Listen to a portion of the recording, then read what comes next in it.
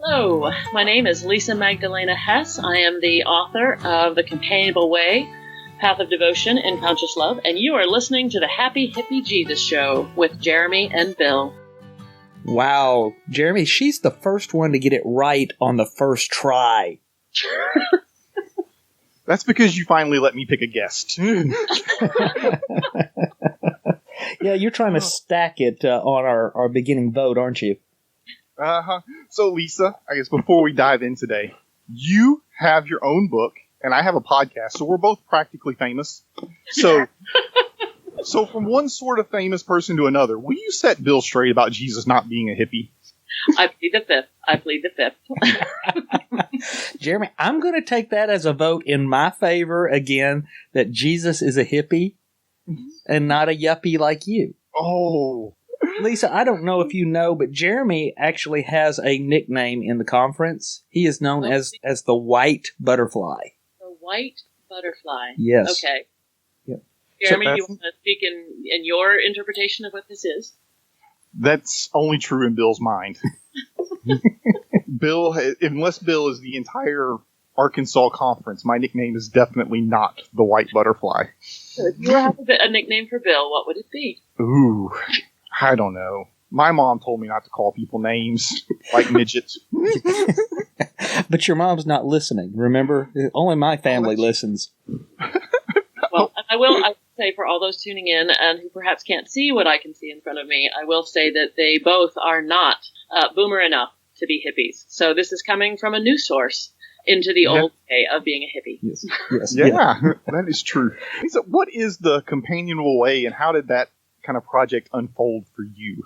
The Companionable Way is a little bit what the subtitle says. It's a path of devotion. As I sat sort of making notes to try to be more articulate about this in a short form, I would call it a path of devotion that is constantly awakening to deeper and more pressing acts of love. It's a sensate experience. First, the Companionable Way is something that happens within the body, which locates it in our Christian tradition in the incarnation.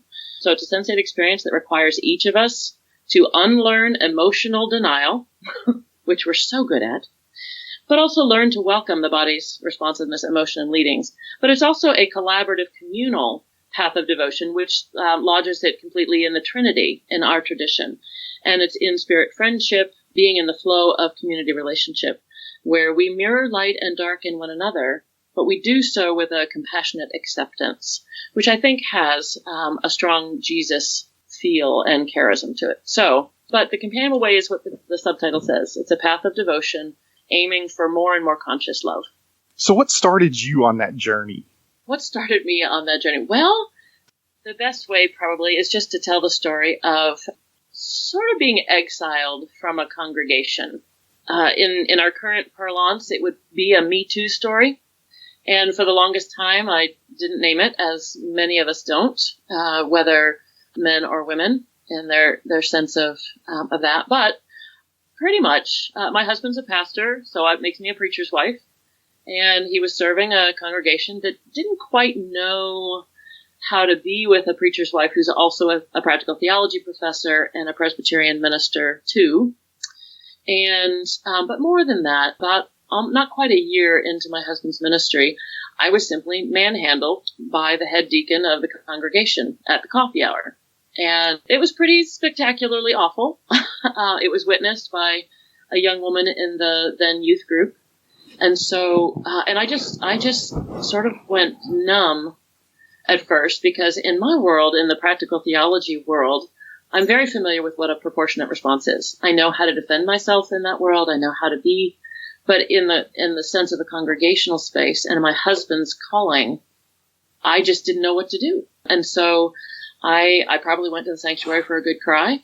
And then my husband and I tried to sort out how we held that together.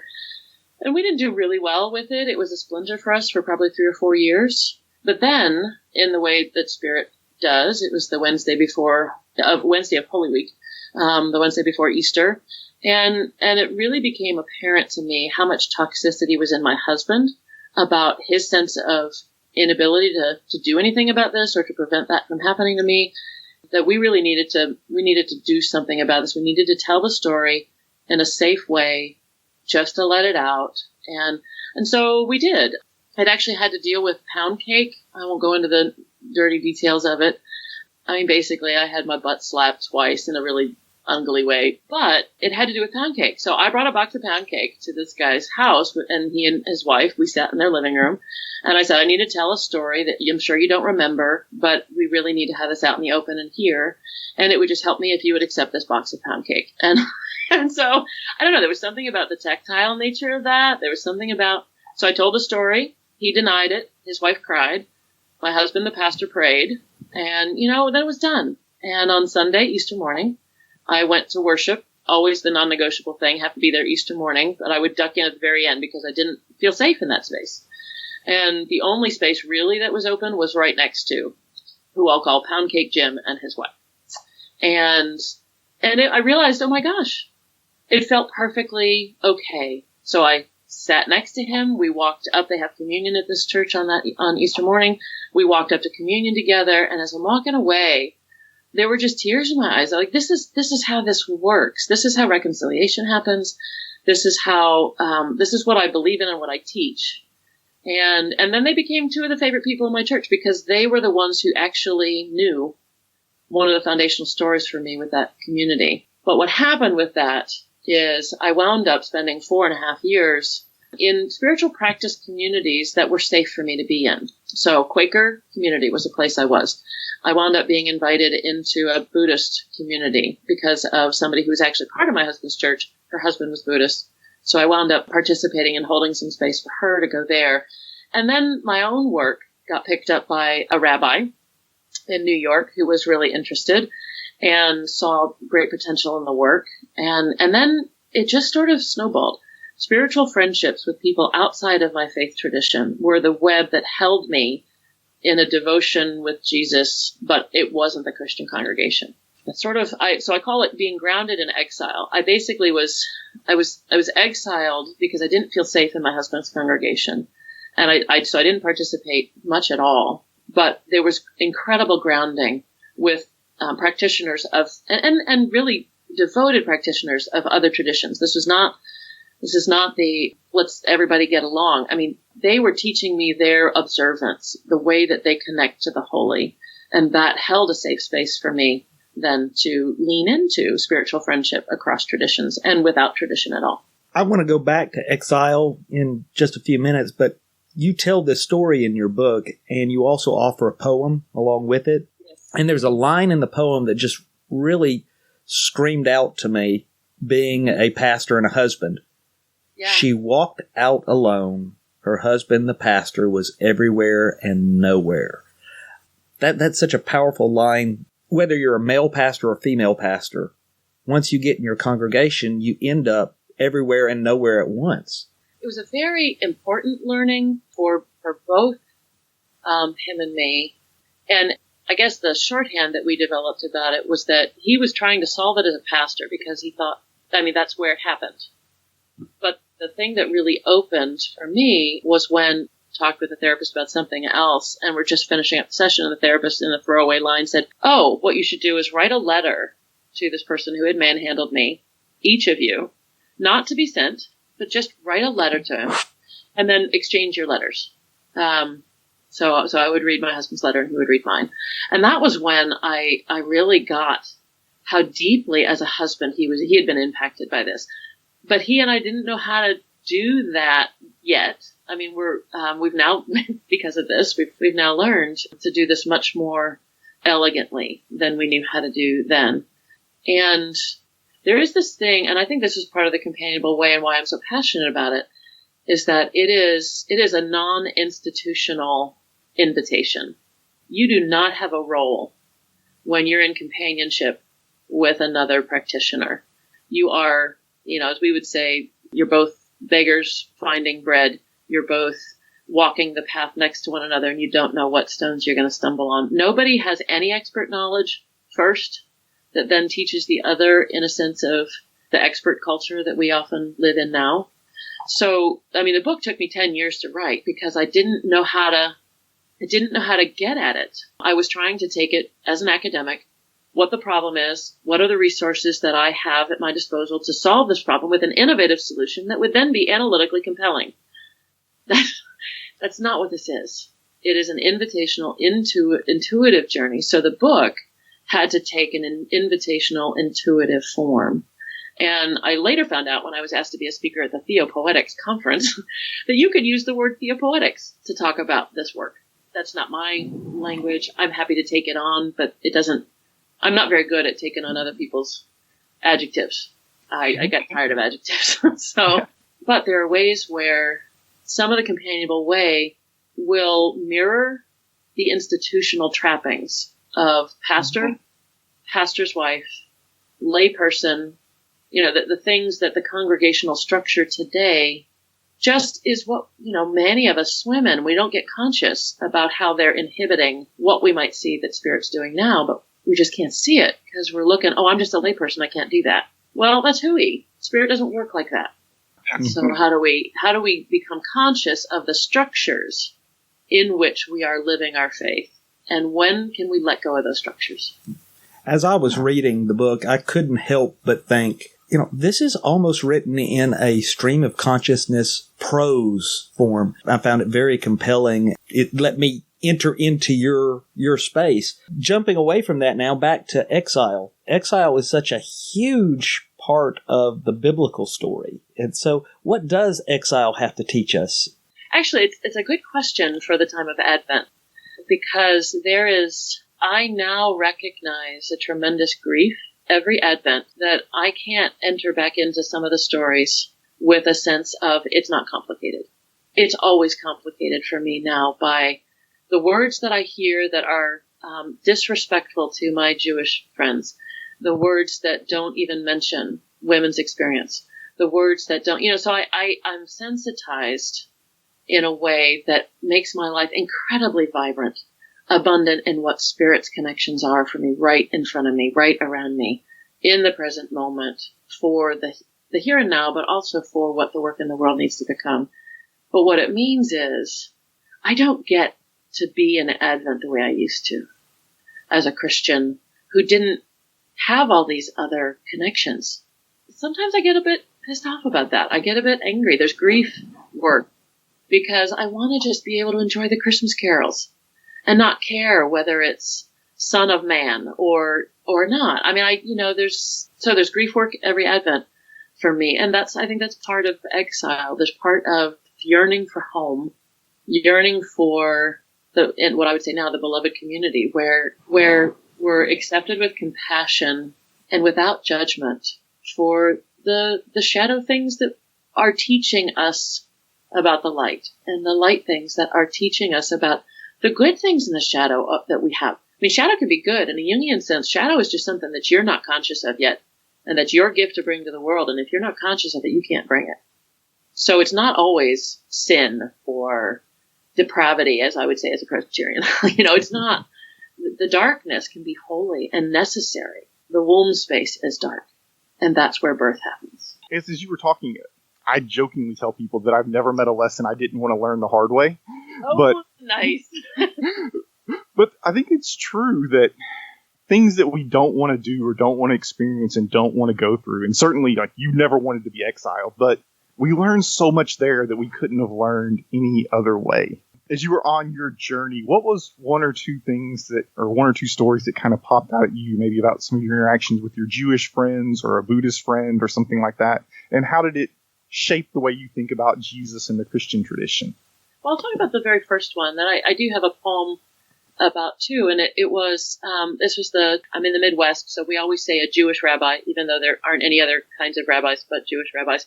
But just in case any Midwesterner listeners, it's okay if you say Jewish rabbi. Anyway, he had sent me a copy of his book. We had gotten connected online. He came to teach in my class, and then we started to work together. Became deeply connected Spirit friends, and he came to campus to teach a 12-week semester class with me. We called it Wisdom Formation. He would fly in on Thursday morning. This was on his dime because we couldn't, as an institution, afford it. But he would come in. I would take him out to lunch because I could afford to do that. And then we would teach the 2-hour class together, and then I'd get him back to the airport and he would fly home. And so we were learning, and we wanted more Jewish students in the class, but I think it is harder particularly for Orthodox Jews, to come to a Christian seminary, church-oriented institution, for obvious long history of why that's the case. But the first day that he came, it was September 11th, interestingly enough, and he had gotten a diagnosis, or his mother had gotten diagnosed with a cancer, a fast-moving cancer, and yet he came anyway. And over the course of that semester, over the course of the next 2 months, she did in fact die. And so he missed a class, and because of the morning rituals that then I got to learn about as I was trying to connect with him, what is sitting Shiva, and what is an outsider welcome to ask or be a part of, and what's really my role to be a befriended outsider, to really stay on the outside and not enter into that intimate communal family space. But the first thing that he did when that morning period, that particular part of it was done, was he came to class to teach. And one of the other practices is saying Kaddish. Now, he needs to do it in a group of 10, a minyan, but his flight was leaving too early for him to do the morning prayers with a minyan, and he was going to get back too late to do the prayer with a minyan when he got home. Now, there were 10 of us in the class, which I thought was interesting.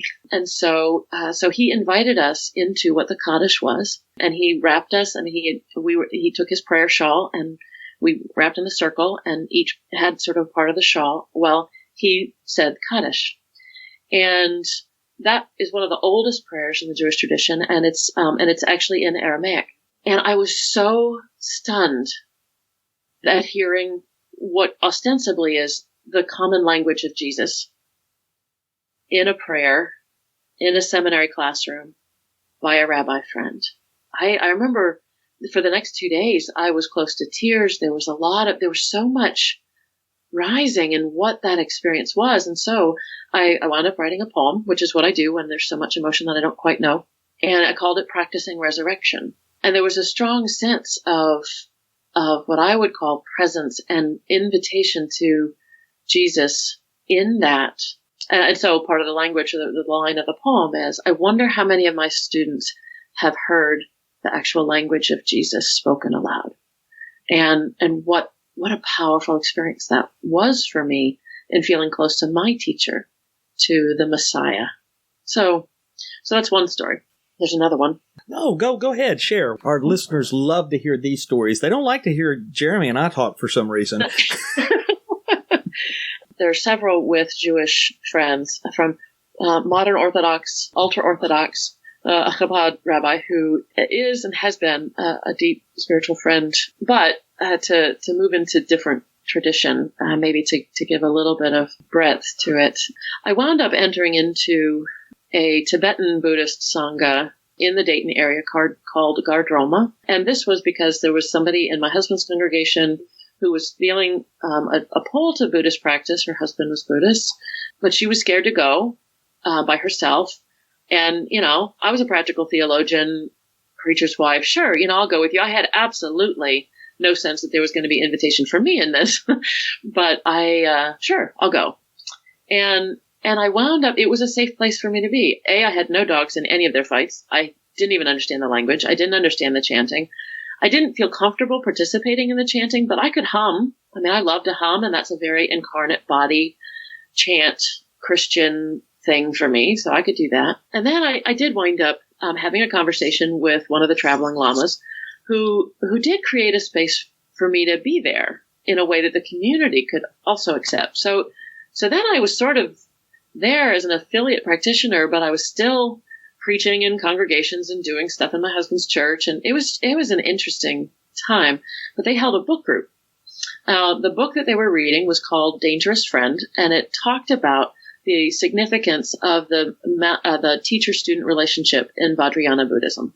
Now, when I picked up the book, I wasn't certain I knew what some of those words were eventually going to mean, but I was curious, and they were having a book group, and it was something that I could participate in to learn more. Okay, so I'll do that. And what happened over the course of several months was one of the practitioners had a deep yearning to be close to her teacher, because that's what this book was saying, that the path to enlightenment requires this intensity of devotion and commitment to the root teacher of the community. And for those of you who aren't familiar with Western Buddhist communities, there's this interesting challenge in that, and that the Tibetan teacher, or the one who was sort of the root teacher of the community, establishes all these different sanghas, what they call them. We would call churches, but the community places where they come together and meditate together, the sangha. And then they travel all year to visit each of these. So that means you get to see your root teacher one weekend a year, maybe, or two at most. So this practitioner was experiencing this deep yearning to be close to her root teacher. And she asked the question. She was like, how am I supposed to develop a close relationship with my teacher when he's not here? And something just clicked in me. And I realized, I know how to be here now. Christians have been asking that question for 2,000 years. What does it mean to have a deep devotion to Jesus Christ, the resurrected one, when he's not bodily here? What does it mean? And how do you practice that? How do you open your awareness to what he is inviting? So then anyway, I stayed for another year or two and really deeply appreciated the mental invitations, the calm abiding meditations, the ways in which I began to understand deity practice, not with my Christian ears about what it's a non-theistic community. I mean, they don't believe in a God the way that we would talk about the triune one in three in relationship. They wouldn't, that's not in their worldview. It would be a non-theistic community. But then a book by Jean-Luc Marion found me, God Without Being. And I read that and I was like, oh, okay. So what is the invitation to love first? What is the experience of loving kindness, to use a Buddhist term, for what we might call kenosis and the charism of charity, caritas? How do these things find the same notes in the body? Again, return to an incarnate way of living the relational life of the Trinity that we're invited into.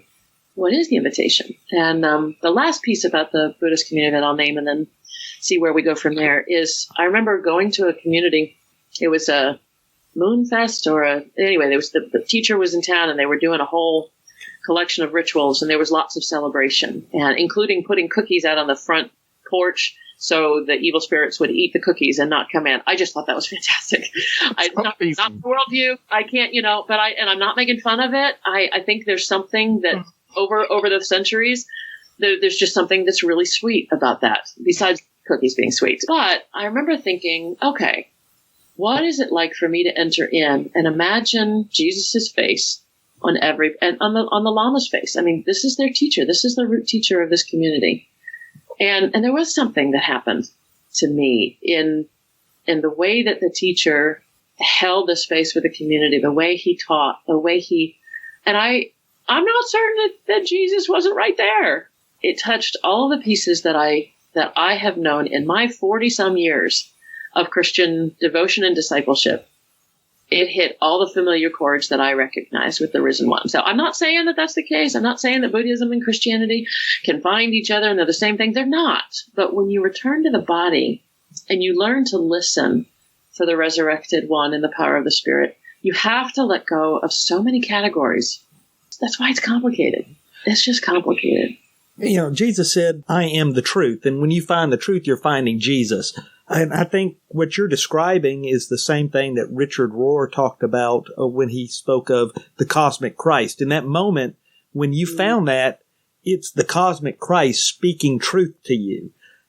I received that. Yeah, that language works for me. I know that that's very threatening to some others because they're afraid of the watered down factor. And I mean, if anything, it takes a more rigorous trust. I know we were talking about sort of trust and belief and knowing it. Maybe we might get into. It takes a more rigorous trust to enter into a space, risk that Jesus is there, proclaim your own faith inside about it, and that creates Jesus space for you. To do a term of Benoit Stendert. He has you're in Jesus space all the time by the fact of who you are and who your teacher is. where your devotion is. So Jesus is portable. How about that? God is everywhere. Mm-hmm. Yeah. And as long as you keep your eyes open, you can find God. You were speaking just a few minutes ago about your experience with your Jewish friends. Let's be honest, since about the 2nd century, we have Christians in the Jewish community have not had the best relationship. This is true. You think if we as Christians truly embraced the theology of the Trinity, that would not be the case? Well, actually, if we as Christians cannot develop the practice of the Trinity, then that would not be the case. It's interesting. I mean, with my Chabad friend Shmuel, to him, for me to talk about God is three and God is one, he's like, you're not a monotheist. God is not one. So, and I get how he gets there. That is actually not the case. The Lord our God is one. So when we land there, then Shmuel feels more connected to me. And so I really have leaned into some of the work of Cynthia Bourgeault in her work on the Trinity, which is, there's this incredible invitation to participatory relationship in the Godhead, in the Trinity, but we sort of treat it as a doctrinal bookshelf. She does some really good work with the law of three. It's esoteric. It's not going to be everybody's cup of tea. But what she does is, and actually this is this beautiful way of thinking about how the church came to understand who Jesus is, fully human, fully divine. So you have a both and, but those are also irreconcilable opposites. Humanity is not divinity, divinity is not humanity. But somehow in the person of Christ, and so you get the Chalcedonian formulation, inseparable, unmixable, unchangeable, and I always miss one. We'll come back to that. There are four. I always miss the different one. I never get the same four in a row. But anyway, so you have Pope Leo's way of saying yes, creating what Sarah Coakley would call an apophatic horizon for the life of the Trinity in us. That means we don't know what God's doing, but we are invited to risk in and move in. So anyway, you have this invitation to both and. So the life of the Trinity is when you just hold fiercely to both and you wait on the Spirit to show you the third way. What is the third way? And it's the wait and see that is really hard for the church. And it's really hard for any human being, I think, particularly if you're in pain, if you feel like you're not being seen for the child of God that you are. It's really hard to sit in that space and not scream. Look at me. But if you can find a space where you can be held, which is some of what's happened with me with Circles of Women, I'm more heard and more seen as who I am, which allows me then to withstand an incredible amount of what I would call ecclesial inanity. And I'm not going to go into details about it, but of folks who really want to fit into one box or another. And, I just say, no, that's not waiting for the third way. And so with many Jewish companions, there is a, I think because of the horror in that history, that there is a recognition that they need to participate in it being different and being vigilant when they see anything that smells anti-Semitic, when they see anything that feels like a genocide is coming.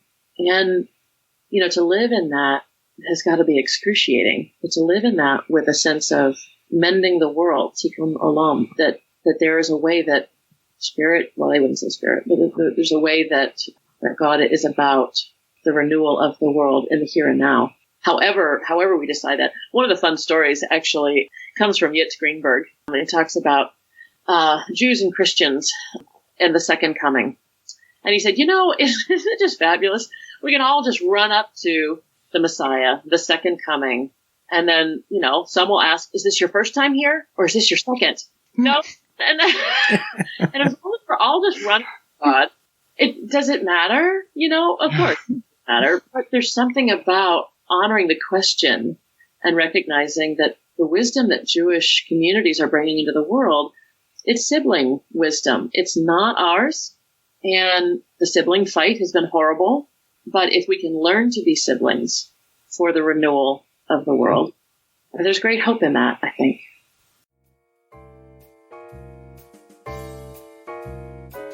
Hey friends, it's Bill.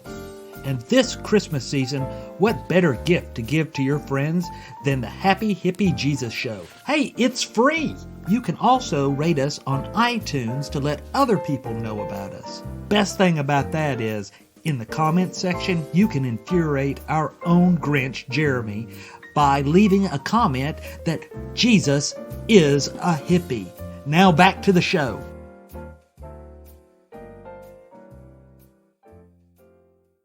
It's one of the things I really appreciate about your work, and I'll just tell you how I experienced, and you can tell me if that's my experience with Christianity is it's become entirely locked in our heads, particularly post-Enlightenment. It's about right belief, and we define right belief as right thinking. Yeah. And it seems that your work really pushes us to feel and to do. Yeah. And to experience in a different way than we normally do. And that opens us up to what God's doing now. Yeah. No, I received that. Thank you. That is a very good summary. I mean, for me, I was trained at Princeton Theological Seminary, an institution for which I am very thankful. I was there a bit too long, so I know where more skeletons are than I want to know, and that had its own complications. But there was a way that from that point, most of my work can be seen as trying to return to the body. How do we return to the body, whether you're male or female or someplace in between? How do you return to the body to begin to trust that your body has responses that are meaningful, that are legitimate in and of themselves before your mind even gets involved in trying to interpret them? And then how do you develop the skill set to hold that awareness, to hold? And so, I mean, one of the early on stories for me, there's a book that I use in my Christian spirituality class, or at least have used. I don't know if I'll use it again this year or not, but is Reclaiming the Body in Christian Spirituality. It's written by two fellows that I want to say are Jesuits. I could be wrong about that, but they're Catholic.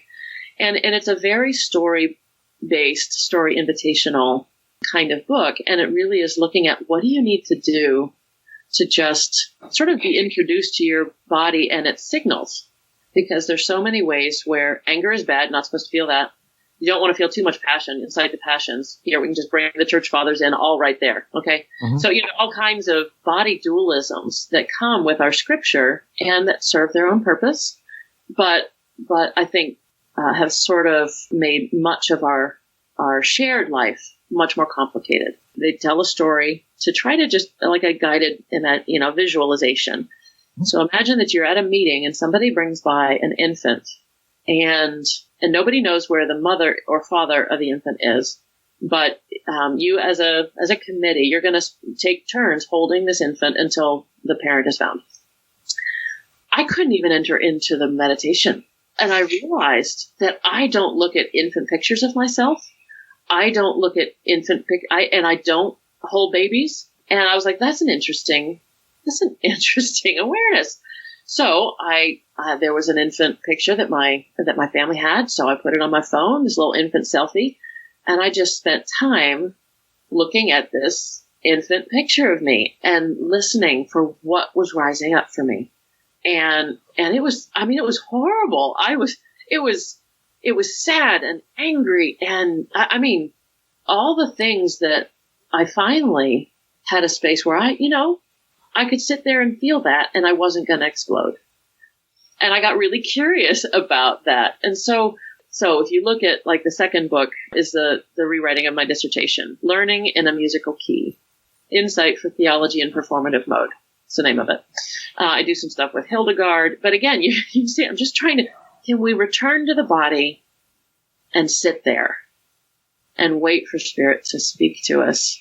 Now, the Pentecostals and Charismatics have a version of that. I'm not a Pentecostal or Charismatic. I'm a contemplative. And because the Pentecostal and the Charismatic for me is so loud and has so much other energy, I can't hear my own experience in when the community gets going. Now, I love that the community is getting going. I love that there are those who find their deepest connection with God in that way. That is not, I can't. Matter of fact, when I'm in it for a long period of time, I really do feel like my head is going to pop off. I'm a Presbyterian. We don't do this. We don't even raise our hands, So honoring who I am and how I've been shaped, that's really of God. So what does it mean for me to be returned to my body in contemplation and trust what Spirit invites. And so Maggie Ross's work has been very important to me. She's got a book. It's actually now 2 volumes, Silence, a User's Guide. It's sort of a pun in the title because silence is not something you can ever use. It happens to you. And that when you enter into silence, you are invited to what she would call deep mind, where you can hold both and paradoxes. You can hold the anger that someone's directing at you without taking it in. You can know who you are as a child of God and not get caught in the ecclesial fights that are going on right now. Because those are all going on in heads and categories and identity politics and ideologies. Stuff drives me crazy. I don't participate. I do want to hear stories of every single person that comes in and wants to share. And so, but many of us, and I will say this before leaning into whatever comes next, is many of us who have grown up in congregational structures are not ready for the level of vulnerability that the Companionable Way invites. And you can't force somebody into that level of vulnerability. That's violent. So that's why invitation, not obligation, is the whole thing. And so speaking in a community of academics, many of my colleagues are not remotely interested in the vulnerable sharing of faith lives unless it fits their experience and their categories. And that needs to be fine. But it does mean that what does it mean to be one in the Spirit in the mission at United, which is to prepare fruitful and faithful leaders to make disciples of Jesus Christ. And I stand fully in that mission. The way I would translate all of those would be vastly different than many of my colleagues. And that has to be okay, because, God's got this. I'm not. You speak of going back to the body, and it reminded me of a single word that showed up in the introduction of the Companionable Way that just really, I went, yay! When I read it, body soul. And it felt like you're reclaiming the original Christian understanding that the body and the soul are inseparable. And taking it back from the Greek philosophy that we have embraced in Christianity of the soul's trying to escape the body to get away. Right. Well, and it was so funny when that landed in my own awareness. I was reading John O'Donohue's book on soul friendship, Anam Cara, and just in very matter of fact terms. Now he's a Celtic. He passed away really early. Very sad, actually, about that. I want to say 10 years ago now. I don't remember exactly, but he just very matter of fact spoke of how the body rests inside the soul and blah, blah, blah, blah, blah. He just sort of went on. And I remember wait a minute. And I stopped because I had read it backwards from what he wrote it. And I had read, of course, that the soul is in the body. But when you look at, and this is some of the gift of the Celtic with a much stronger relationship with the land, and in their corner of the globe, there was a way of being connected to Christianity, yet also sort of adapting it in some ways that, Roman Christianity or Greek Orthodox Christianity did not develop in that way. So some of the charism, I would say, of the Celtic Christian community is this right ordering because of the stronger connection with the land. And so when you think about it, the body is inside the soul. So the soul, if you want to go New Agey, you can say, okay, so each of us has an energy field, and there's what some would call an aura. Now, I don't see these things. I don't have a place really to put that in my own frame of reference. But when I hear John O'Donohue, a deeply contemplative poet, speak of the body inside the soul, I get it. And there's a way that even as you just like walking down the hallway, you walk past somebody who bears you ill will, there's some part where your body knows that. Now, your mind may say, oh, no, we're all Christians here. We all love Jesus, and I didn't experience that. And you can talk yourself out of it. But if you learn to listen to your own energies and your own body's signals, you become incredibly perceptive in ways that Spirit leads you to extend a hand here or pull it back there because that's not safe for you or the community. And that's okay. There's a great freedom in being a limited creature of God. You're not in charge, and you don't have to sacrifice for everything. But I think the soul being what we rest within. I will also say There's another author. I haven't read much of his stuff. L.R. Hartsong, I think his name is. And this is a fellow who's doing a fair amount of work on the conscious masculine, the sacred masculine. And when I look at his stuff, it just looks like he's talking about the conscious feminine and the sacred feminine to me. I don't really care. But he's also one who uses the word body soul. And it was nice for me to see that on the outside with somebody I'd never heard of before. And that there is a beginning understanding of what we mean when we talk about body soul. I'm glad it spoke to you, and I'm glad it stuck out. And as a Gen Xer, that whole energy field, we refer to that as the Force. Okay, well, there you go. May the Force be with you. Yeah. There we go. Speaking of an incredibly dualistic popular culture thing that does not create any space for the holy dark that happens in Advent. I'm just saying. It's true. I know one of the things that you do at United is you lead cultural exchange trips or I oversee the immersion experiences.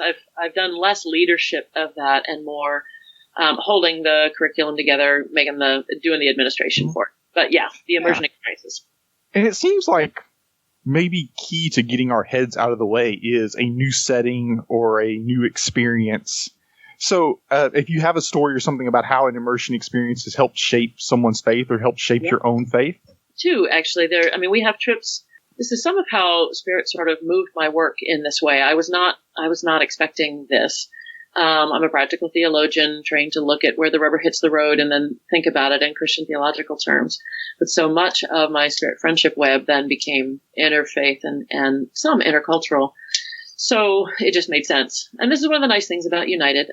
United has, one of the jokes I make is United's never met an idea it didn't like, which can be exhausting, but it's also part of its charism for the United Methodist debacles going on right now. There is a way where, although it doesn't look like it from the outside, I think there is a big umbrella intention. It doesn't happen as easily as we would like, but for somebody like me to be able to do what she does here is a big deal, is a really big deal. So anyway, we take trips to South Africa, Cuba, the Holy Land, Israel, Palestinian territories, and then there's sometimes a fourth one. It just sort of depends on registrations. The story I want to talk about is when I led a group of students to South Africa. And it was early on. I think I'd only been at United maybe for 2 or 3 years.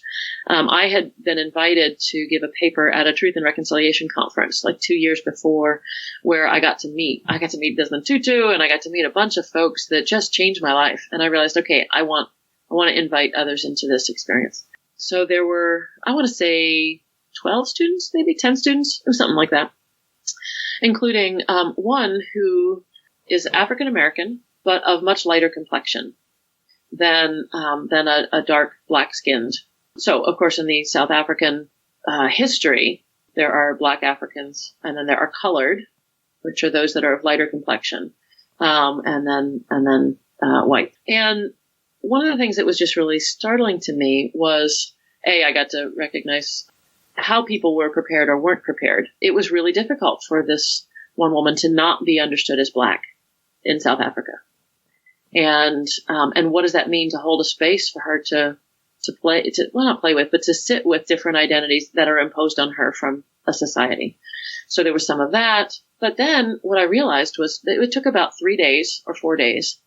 And we sat on the floor in a home we'd been invited into. They had a grill party, and it was the most open conversation I have ever had with a group of Americans about race, where people were really listening.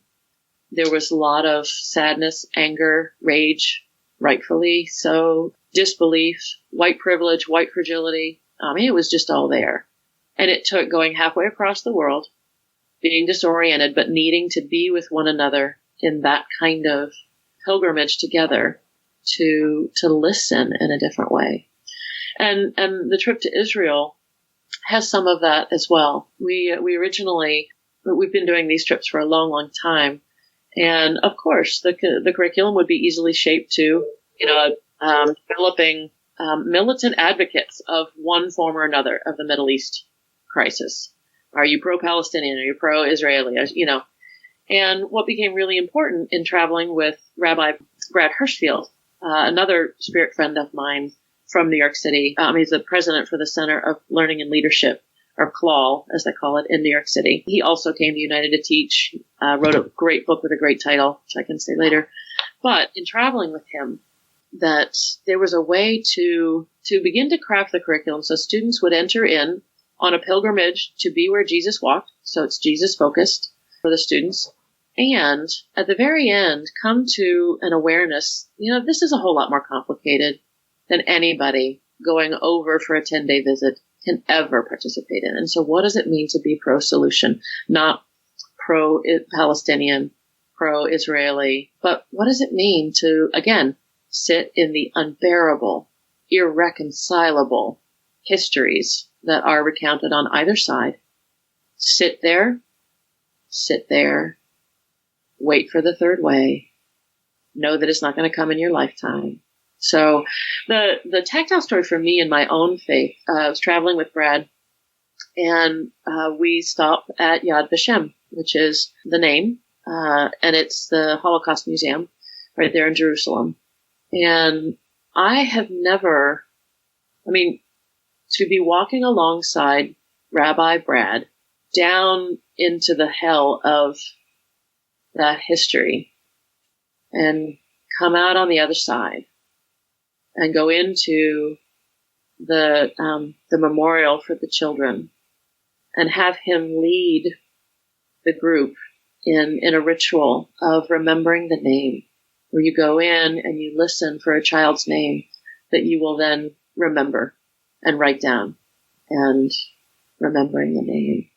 There's something that is intensely cruciform, canonic, ultimately Christian in my language and worldview and experience of being in that kind of community that can look stark evil in the face, walk out on the other side, remember a child's name, and participate in the never again. It changed me forever. And there's a particular practice that he engages because he leads groups. I was like, how do you do this as a Jewish practitioner? How do you constantly go and lead groups through the Holocaust Museum, whether it's in DC or in Jerusalem? And he has a practice which I'm not gonna describe to you, but he invited me into it. And so when we got back to the hotel that night and we began to debrief and be on the other side and grieve and lament, rage, observe, begin to hope again, I was like, this is where Jesus is. This is the work that Jesus does. I know that the church is all caught up in all kinds of things that are very important to everybody on all sides. And I don't have any big answers. All I know is if you can open to companionship with another who will challenge you in the pain and in the invitation, that's where Jesus is for me. The power of the Spirit, 3 in 1. That works. Yeah. And it's certainly key to our sacred stories. And I think in your own story, there's a sense of exile. I think I heard in both of those stories. And while you wouldn't want to experience exile, you find something on the other side. St. John of the Cross would describe it as, the dark night of the soul, something we would never want to go through. But on the other side, there's faith and love that we didn't know we could have before. Yeah, that can live in you, and it's so clearly not of you, because when you enter into the void, as my teacher would say, James Loder, is you enter into the void. There's nothing you can do there, but the holy is all around and on the other side, and it's there's nothing you can do to get to the holy, but the holy reaches in. And that leads us into the idea of faith as trust, not necessarily knowing. Yeah. Because we can't know that the holy will reach in. We just have to trust. Right. One of the chapters in the book, I'm really indebted to Peter Rollins, mostly for his phrase. Peter Rollins' work there are a lot of things that I love about it and things I just let go completely. But one of the phrases that he used was incredibly important for me, which was the faith in the fear of betrayal, or the faithfulness of betrayal. So what does it mean to betray that which is death dealing in order to have faith in what is life-giving. And I think we confuse that all the time, that, okay, this is of the church, and so it must be life-giving. But does your body say it is? Do you come out joyful and you can't help but share the joy that Jesus has given in your heart? Okay, then that's life-giving for you. Okay, then you're in the right space and you go with it. But if you're not there, if you don't find what I would call an expressive delight able to sustain the suffering of self and others, if you're not living in that most of your life, even though suffering is all around you and within you, well, where are you grounded? What are you looking for? How is your mind limiting what God wants you to experience right now? And so to betray that which is death-dealing and have faith in that which is life-giving. But that means that a lot of your categories just go all cattywampus. And a lot of people don't want to do that. And I get it. So don't, fine. But the life of abundance is on the other side, and it's so incredible. Well, that's the upside down kingdom, right? I know. Just trust God's got it, whatever. My spiritual director, she tells me all the time, progress, not perfection. Oh, yeah. Nice. Yeah, that's hard for you to say as a Wesleyan, isn't it? Yeah. Progress, not perfection. Yeah. But it depends on how you define perfection. If you're going with Wesley, it's two different perfections there. Two different perfections. Yeah. Now that we're laughing again, I have a personal question, because do you know you and I have something in common? Oh, yeah? We've both been to Israel with Jeremy. Oh, my gosh! Yes. So my question is, did Jeremy try to start a coup on your trip? Because he did on mine. No, I think, no, I didn't. I will stand firm and stand in great honor of Jeremy's faithfulness and fidelity to the curriculum at United and his steady progress and perfection of it. So that was just your experience. Okay, Yay. yeah. He tried to start a coup while we were on our trip. So that is not how I remember the story. I didn't have that about it. I've got a bishop on my side. I remember very distinctly, we were in Old Jerusalem at night, and Bill is trying to buy this bag in the Muslim Quarter, and the military police come, and they stop on one side, and they go up the side into the apartments above the shop. Yes. And I'm like, Bill, we need to go. Oh. And Bill's like, hang on, man, I'm teaching him how to use my visa. And then he comes down, the police come down, and they go up to the other side, and they go up, and they knock it, and we're like, Bill, come on! And he's completely oblivious. He walks out, and he's like, all right, I got my bag. And I was like, Bill. We've had moments in that land they're stunning, both in the depth of what can be offered. I sat for an hour in a place the first time I was at the Church of the Holy Sepulchre, not knowing that was, as tradition has it, the place that the women sat by the cross and waited. The women who were the ones who sat by the cross and waited.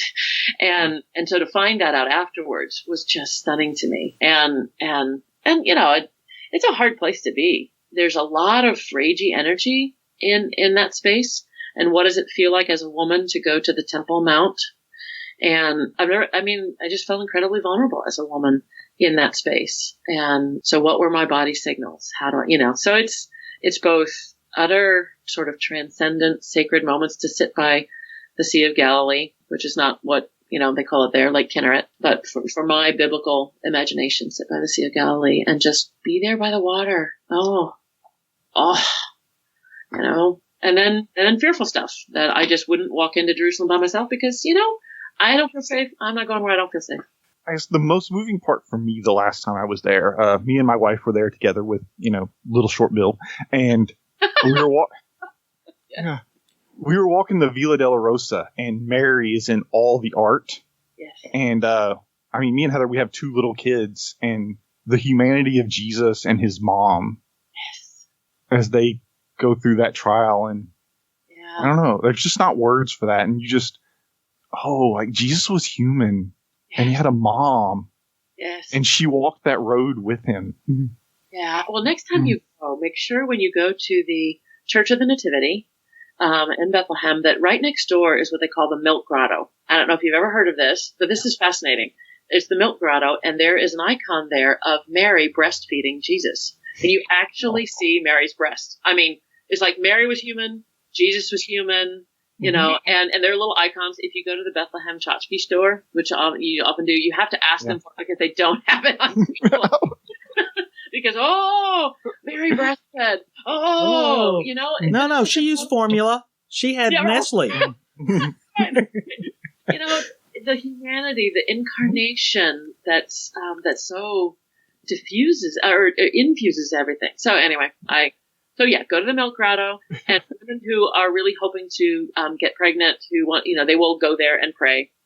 So I've actually not been there myself. I have like 8 of the little icons because my husband now, Brian, leads the trips because he's such an archaeology scriptural buff, and he knows the lay of the land. So he and Brad and another New Testament faculty or another United faculty, because we're taking turns now. So I get to go because other people haven't been, and so I just get to, you know, get the text from Brian about this or that. But actually, I love it. I get, you know, 10 days of a hermitage at home for contemplative. That's heaven. I'm all good. Yeah. I cannot, you know, relate to being a woman and the way you felt there, but I can't, and the vulnerability, but I can tell you as a man with long hair and a beard, I did get stopped at every checkpoint. So there was a feeling of vulnerability for me too. There we go. Before the coup or after or both, right? Well, the coup was the coup was on the bus, so it was very short lived. it was crushed immediately. Power should be like that for humans. Yes. Very short. Yes. I guess as we kind of come to our end of our time together, I'll just give it to you. If there's a word or some advice that you would like to give someone that's starting the journey, either someone that's been exiled from the church for whatever reason or feels exiled, or someone that's just looking for a deeper experience of their faith, I guess you can tell us where could they start? It is a really interesting question because it is so contextual, situational. One of the things that allowed me to be so, although it was terrifying for me to go into different communities and not know and make mistakes but you know, I had been held in the church for 40 years. It was in my bones. Even if I wanted to leave the church, I couldn't. I would constantly be fighting in my own bones. So I don't, you know, that's not an option for me of leaving the church. Now, do I mirror and wrestle and try to be as articulate as I can about what I think Spirit's inviting? Yeah. But I think listening to what brings a sense of invitation and joy is the first part. And it really is, grace really is that delicious. You know, God really wants the human journey to be an expressive delight. And so to listen for how that's already in your life. I've been around the Methodists long enough to know about prevenient grace. You know, where is that already? Whether you're part of a church or not, where is that already? What gives you joy? What makes more of you to bring your gifts to the hungers of the world is where you start. I mean, in a practical way, if you're interested in the companionable way, then, I mean, the chapter in the book, it's a very, as you've already figured out, it's a very episodic book, and you can pretty much enter in. It's a browse book. You choose something that catches your interest and you read that section. But if you want a more systematic way to begin, the chapter Seeing with the Heart is one that I use in my classes now, which has a little bit more of a conceptual structure to think about entering into spaces that offer you welcome. I guess that's also another piece of it. This isn't about going into places to bring your Christian passion. This is about going into places that have invited you. In each of the places that I've been, I was invited by somebody. So I learned early on to sort of trust the synchronicity of how Spirit would work. So, but to go into places where you're invited and then listen to what rises in your own experience. I think it's better if you do it in a pair of twos, at least, but not like a group of 5, because then the dynamics can be overwhelming. But, you know, pick a friend and go to a Shabbat service where you're welcome. You call, check beforehand, and then find out a little bit about what's required. There's a great resource that I invite my students to called How to Be a Perfect Stranger. It's in its 5th edition now. It might even be moving into its 6th edition. I want to call it Skylight Publishing, I think is the group that publishes it. And it has a chapter on multiple traditions with all kinds of just practical advice. Like, what do you wear? Do you bring a gift? what's going to happen? It just sort of gives you, now, it's not going to be necessarily what happens because each place is specific, but at least it gives you a place to start to ask some informed questions. And I guess the other thing I would say is just know you're going to make mistakes. Sure. It's going to happen. And so prepare to feel embarrassed, humbled. The work of the Companionable Way is actually, how do you stay connected through the mistake? How do you listen when you feel fragile and you've just blown it?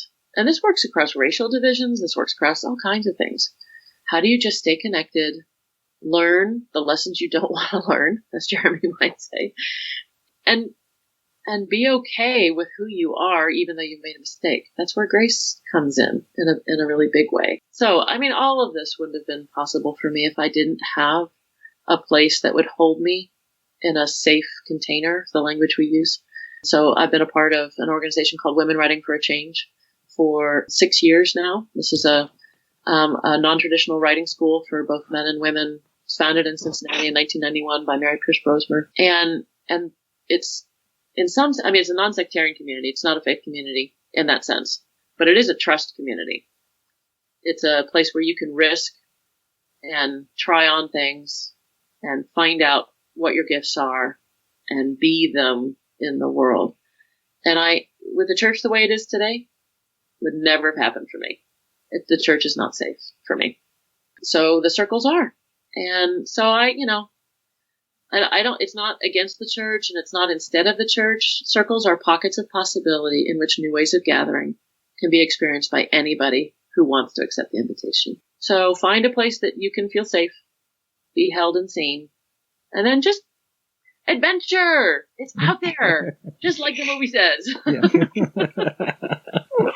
All right. So, Lisa, if people want to contact you or follow you, how can they do that? So I'm at United. So my work email is at united.edu. The email is lmhess@united.edu. I'm also on Facebook. Would welcome that. I think that's probably those two are the best ways. And thank you for the invitation to do this. It's really been fun to look a little bit into what you guys are doing, right, which is really marvelous, and to have an opportunity to talk about stuff that I'm passionate about. I don't get an opportunity to do that much, and some of it because I hide. But thank you.